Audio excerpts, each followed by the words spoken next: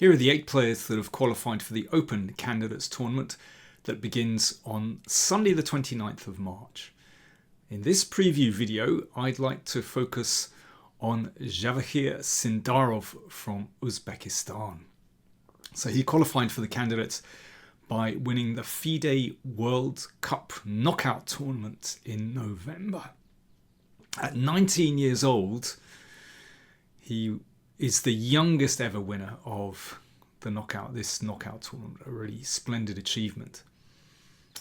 Sindarov was a prodigy, or is a prodigy. He became a grandmaster at the age of 12 years and 10 months, one of the youngest ever. When he was 16, he was a member of the Uzbekistan team that won the gold medals in the 2022 Chennai Olympiad, and his score of 6.5 out of 10 really played a significant part in the team's success. Looking at his rating and his progress over the years, he's hardly ever plateaued. And that's rare. There's often a sort of period of assimilation after you make a steep rise upwards. But he has a remarkable upward curve. 2025 was a superb year for Sindarov. He came first in the Siegerman Cup in May. In June, equal first in the Uzchess Cup, back home in Uzbekistan. Apart from these, there were good scores in rapid and blitz tournaments, both over the board and online. He qualified for the esports finals. He played on the freestyle tour, the Fischer Random Tour. In between these diverse events, he notched up an impressive 11 out of 13 in the German Bundesliga, that's the German National League. He said at the time, "I played a lot of top players and I beat them. It makes me more confident." He's obviously a very hard worker. After his victory in the World Cup, he said, "I think the World Cup is only the start. After this, you need to work. I know I'm a very strong player. I can play against anyone. I have very good preparation. I can play any positions. But I need to win big tournaments." And he almost did that at the Tata Steel tournament in January. He scored an unbeaten 8.5 out of 13, just a half a point behind his compatriot Norbek Abdusatorov. I think Uzbekistan is taking over the world. So let's have a look at the kind of player he is, the kind of chess he plays. And first of all, a quick reminder of the winning moment in the World Cup. Sindarov met Wei Yi, a super solid Chinese player, in the final. First 2 classical games were drawn. Then the first rapid play tiebreak game was drawn, and this is the second rapid play tiebreak game. So Sindarov playing black. Very tense game with Wei Yi pressing on the king side, advancing his kingside pawns, and he opened up the f-file. But Sindarov counterattacked with his rooks along the first rank. And now Sindarov found an excellent move. Bishop e7, and this just turns the game around. Wei Yi has to exchange. And suddenly the queen is going to enter on h4.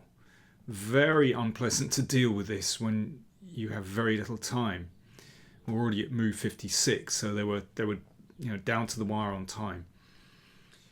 In fact, white can draw this by playing king g2, and after queen h4, which looks fatal for white. In fact, there's a very nice perpetual check like this. And the queen breaks through and so on.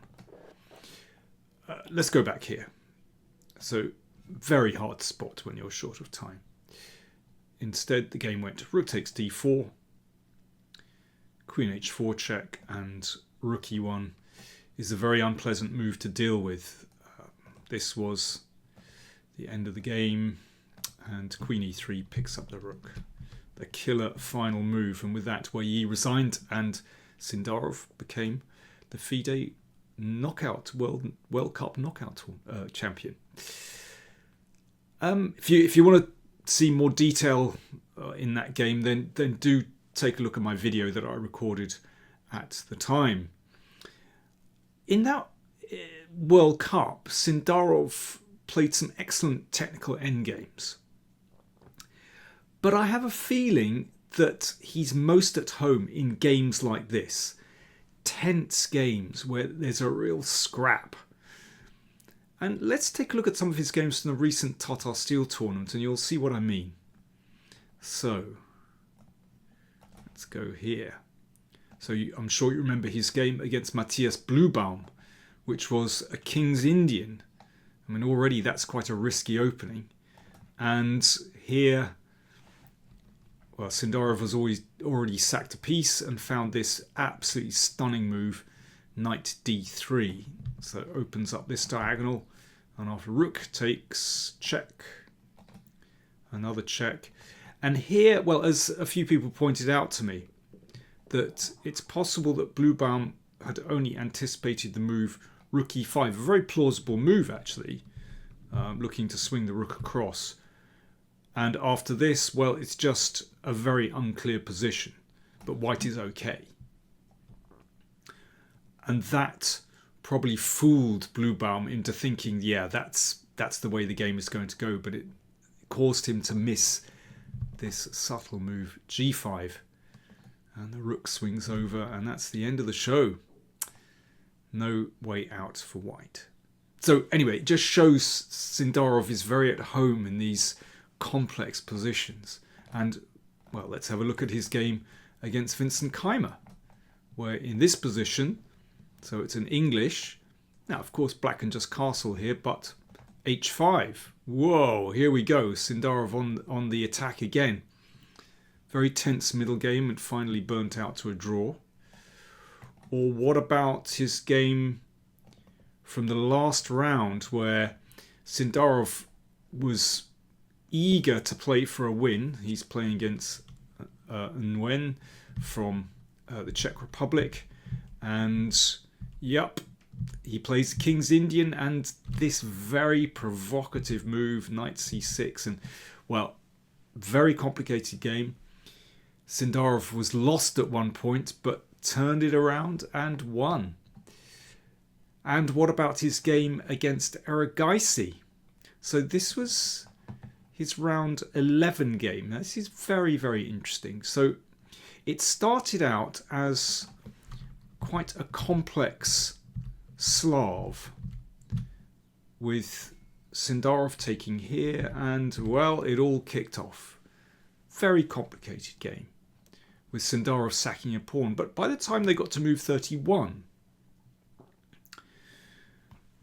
then Erigaisi has stabilised the position.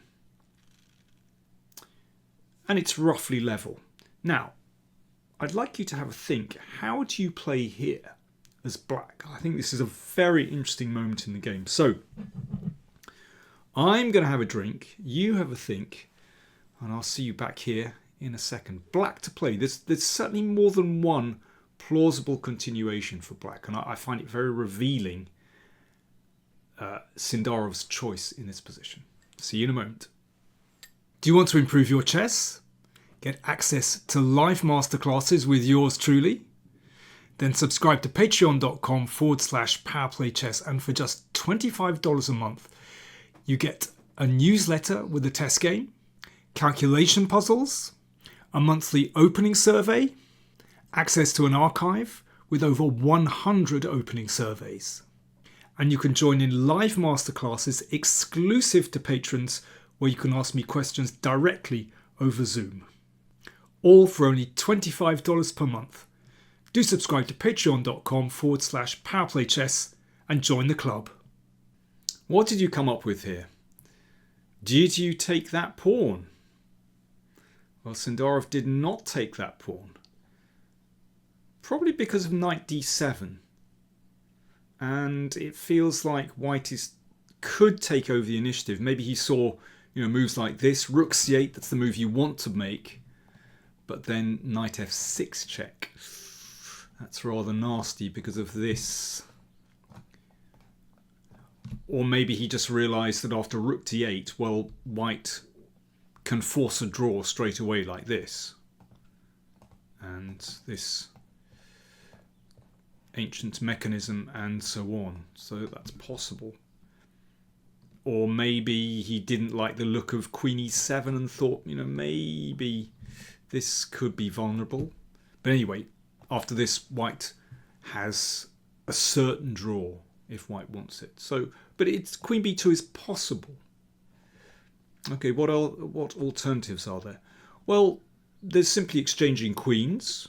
That's reasonable. Or maybe a better way to do that is to play rook b8. I don't think white has much better than to exchange queens. And this, again, should just burn out to a draw, for example, like this. I mean, basically both players have a weak pawn and they get exchanged off, and that's going to be a draw. So basically Sindarov has a draw in his pocket if he wants it. And, you know, rook b8 or exchanging queens, I mean, they're not difficult moves. But I find it fascinating that he played queen a6 check. He wants more. He wants to keep the game alive. You know, sometimes one senses that one's opponent is maybe not on good form and it's worth playing on. And Erigaisi was struggling in the Tata Steel. Okay, so what happened? King g1, queen takes a4.